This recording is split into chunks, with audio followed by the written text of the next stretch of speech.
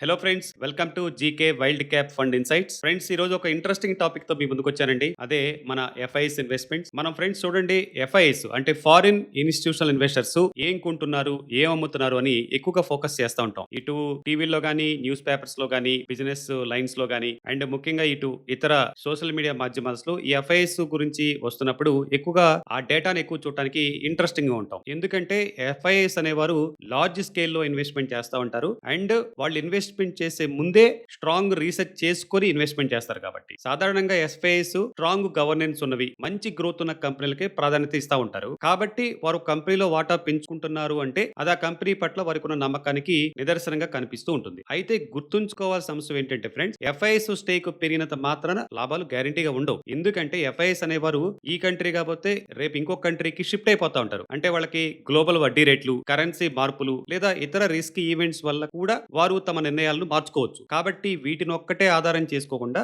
మనం valuations, earnings, company fundamentals ను జాగ్రత్తగా గమనించాల్సిన అవసరం ఉంది. సరే, ఈ మార్చి 2026 క్వార్టర్ లో ఎఫ్ఐఎస్ తమ వాటా పెంచుకున్న పర్టికులర్ గా కన్స్యూమర్ స్టాక్స్, ఒక 3 కన్స్యూమర్ స్టాక్స్ గురించి మనం డీటెయిల్డ్ గా ఈ వీడియోలో మాట్లాడుకుందాం. వీడియోను చివరి వరకు చూసి మీ అభిప్రాయాన్ని కామెంట్ లో చెప్పండి. ఇక మన స్టాక్స్ లిస్ట్ లో మొదటి company AWL agri business limited అండి. ఈ ఏడబ్ల్యూఎల్ అగ్రి బిజినెస్ గురించి మీకు తెలిసే ఉంటుంది కదా ఫ్రెండ్స్. మన ఇండియాలోనే అతిపెద్ద అండ్ ఎఫ్ఎంసీసీ కంపెనీల్లో ఒకటి. ముఖ్యంగా మన వంటింట్లో ఉండే ఫార్చ్యూన్ బ్రాండ్ వంట నూనెలు, రైస్, అట్ట, పప్పులు, షుగర్ ఇవన్నీ వీరి అనమాట. అంతేకాదు వీరికి కోహినూర్ రైస్ బ్రాండ్ కూడా ఉంది. కేవలం ఇవే కాకుండా సోప్స్, క్లీనర్స్ అండ్ మరియు business to business food ingredients లో కూడా వీరు తన ఉనికిని చాటుకుంటున్నారు. ఇప్పుడు మన మెయిన్ పాయింట్ వద్దాం. గత 3 క్వార్టర్స్ లో ఎఫ్ఐఎస్ హోల్డింగ్ ట్రెండ్స్ ఒకసారి పరిశీలిస్తే సెప్టెంబర్ 2025 కి 14.11% హోల్డింగ్ ఉంటే డిసెంబర్ 2025 కి 21.15% వచ్చింది. మార్చి 2026 కి 21.86% వచ్చింది. చూసారు కదా, ఈ 2 క్వార్టర్స్ లో వీరి వాటా 14% అంటే 14.11% నుండి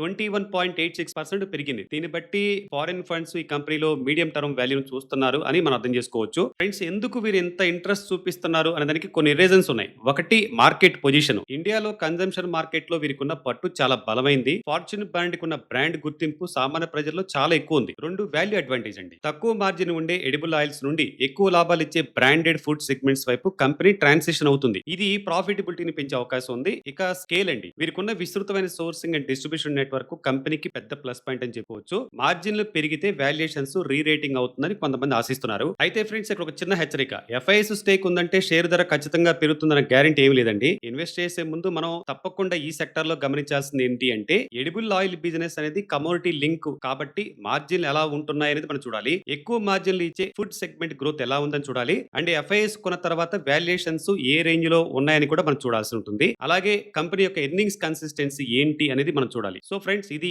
ఏడబ్ల్యూఎల్ అగ్రి బిజినెస్ గురించి క్విక్ అప్డేట్. ఈ కంపెనీ మీద మీ అభిప్రాయాన్ని కామెంట్ లో చెప్పండి. నెక్స్ట్ మన లిస్ట్ లో కంపెనీ సిసిఎల్ ప్రొడక్ట్స్ అండి. మన లాస్ట్ 2 వీక్స్ బ్యాక్ కూడా ఇది మాట్లాడుకున్నాం. ఇది ఒక ఇన్స్టెంట్ కాఫీ తయారీ అండ్ ఎగుమతుల్లో ఉన్న ఒక ప్రముఖ సంస్థ. కాఫీ గింజలను సేకరించి వాటిని ఇన్స్టెంట్, రోస్టెడ్, గ్రౌండ్ మరియు ప్రీమిక్స్ కాఫీగా మార్చి ప్రపంచవ్యాప్తంగా ఉన్న రీటైలర్లు అండ్ బ్రాండ్లకు వీరు సరఫరా చేస్తా ఉంటారు. అంతేకాదు వీరికి ఇండియాలో అండ్ అంతర్జాతీయంగా సొంత కాఫీ బ్రాండ్లు కూడా ఉన్నాయండి. ఇక మన విషయానికి వస్తే, అంటే ఈ ఎఫ్ఐఎస్ విషయానికి వస్తే సెప్టెంబర్ 2025 కి 10.52% స్టేక్ ఉంది. డిసెంబర్ 2025 కి 11.01% ఉంది. అండ్ ముఖ్యంగా ఫ్రెండ్స్, మార్చి 2026 కి 11.24% ఉంది. చూసారుగా, సెప్టెంబర్ 2025 నుండి మార్చి 2026 వరకు ఎఫ్ఐఎస్ క్రమంగా తమ వాటాను పెంచుకుంటూ వస్తున్నారు. ఇది ఈ కంపెనీపై ఇన్వెస్టర్స్ కు పెరుగుతున్న నమ్మకానికి తెలియజేస్తుంది మనకి. ఎందుకు ఎఫ్ఐఎస్ ఆసక్తి చూపిస్తున్నారు అంటే 3 పాయింట్లు చెప్పుకోవచ్చు. ఒకటి, హై ఫోకస్ అండి. ఎగుమతులపై వీరు పెడుతున్న ప్రత్యేక దృష్టి ప్రపంచవ్యాప్తంగా కాఫీకి పెరుగుతున్న డిమాండ్ వీరిని ఒక బలమైన ప్లేయర్ గా నిలబెడుతుంది. 2,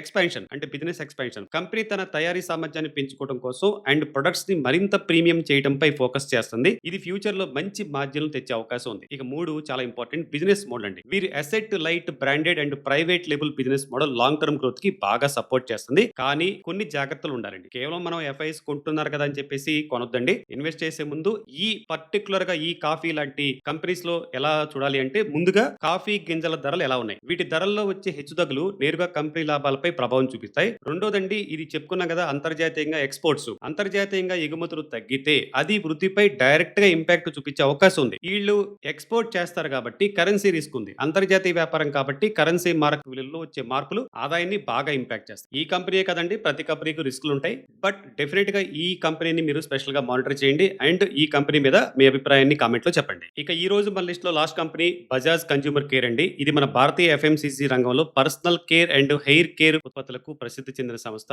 ముఖ్యంగా Bajaj almond drops hair oil వీరి ఫ్లాగ్షిప్ బ్రాండ్స్. కేవలం హెయిర్ ఆయిల్ మాత్రమే కాకుండా షాంపూలు, సిరమ్స్, సోపులు, లోషన్లు అండ్ స్కిన్ కేర్ ఉత్పత్తులను కూడా విక్రయిస్తున్నారు. ఇక ఎఫ్ఐఎస్ విషయానికి వస్తే గత క్వార్టర్స్ లో వీళ్ళ మాటాను కనుక మనం ఒకసారి చూస్తే సెప్టెంబర్ 2025 కి 10.12% ఉంది. డిసెంబర్ 2025 కి 9.7% ఉంది. అండ్ మార్చ్ 2026 కి 16.59% ఉంది. డిసెంబర్ క్వార్టర్ లో స్వల్పంగా తగ్గినప్పటికీ మార్చ్ 2026 క్వార్టర్ లో ఎఫ్ఐఎస్ వాటా గణనీయంగా పెరిగి 16.59% చేరుకోవడం విశేషం. ఎందుకు ఆసక్తి చూపిస్తున్నారు ఎఫ్ఐఎస్ అంటే ఒకటి ఎర్నింగ్స్ టర్న్ అరౌండ్ అండి. కంపెనీ ప్రాఫిట్ మార్జిన్లు మెరుగుపడటం అండ్ క్వార్టర్లీ రిజల్ట్స్ బలంగా ఉండటం ఎఫ్ఐఎల్ ఆకర్షిస్తుంది. రెండు బ్రాండ్ వాల్యూ. ఆల్మండ్ డ్రాప్స్ కున్న బ్రాండ్ వాల్యూ మార్కెట్ ఇంకా పటిష్టంగా ఉంది. మూడు ఎక్స్పాన్షన్. మేనేజ్మెంట్ ఇప్పుడు డిస్ట్రిబ్యూషన్ నెట్వర్క్ ను పెంచుకోవటం అండ్ ఇతర కొత్త ఉత్పత్తుల ద్వారా బిజినెస్ ని డైవర్సిఫైడ్ చేయడంపై ప్రత్యేకమైన దృష్టి సారిస్తుంది. కానీ ఈ సెక్టార్ లో కొన్ని జాగ్రత్తలు తీసుకోవాలండి. ఎందుకంటే ఒకటి బ్రాండెడ్ డిపెండెన్సీ. కంపెనీ ఆదాయం ఎక్కువగా ఆల్మండ్ డ్రాప్స్ బ్రాండ్ పైనే ఆధారపడి ఉంది. రెండు కాంపిటీషన్. పెద్ద పెద్ద ఎఫ్ఎంసీజీ కంపెనీల నుండి వీరికి గట్టి పోటీ ఉంది.